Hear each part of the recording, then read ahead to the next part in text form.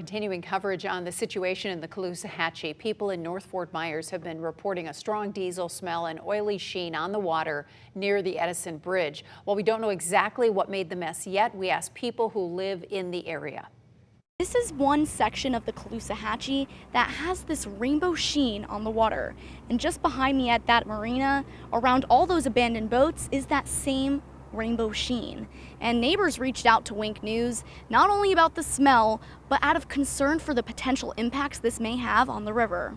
This has been like this since the hurricane, since 2022. They look like they've been swamped by a Category 5 hurricane in the middle of a river and left for 3 years. It's right at the base of the Edison Bridge, a marina frozen in time. No progress, only detriment. 14 boats and they're all half submerged under the water with whatever's in them.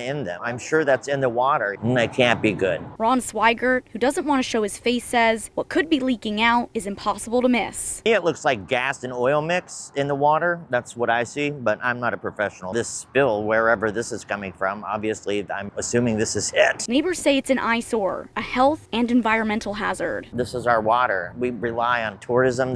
Cannot be good for tourism. The U.S. Coast Guard is investigating this rainbow slick right here on this section of the Caloosahatchee.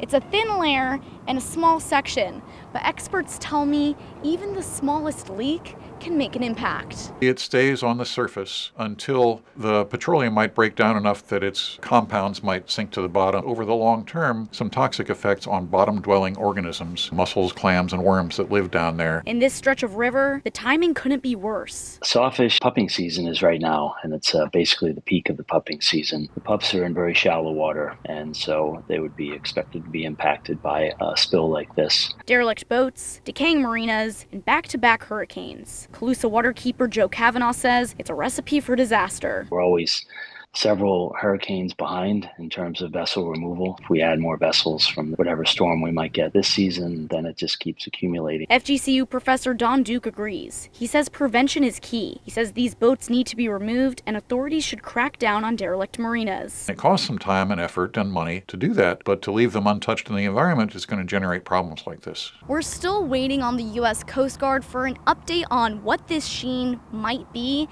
and what the next steps are for cleanup. But for now, in North Fort Myers, Bridget Bruchowski, Wink News.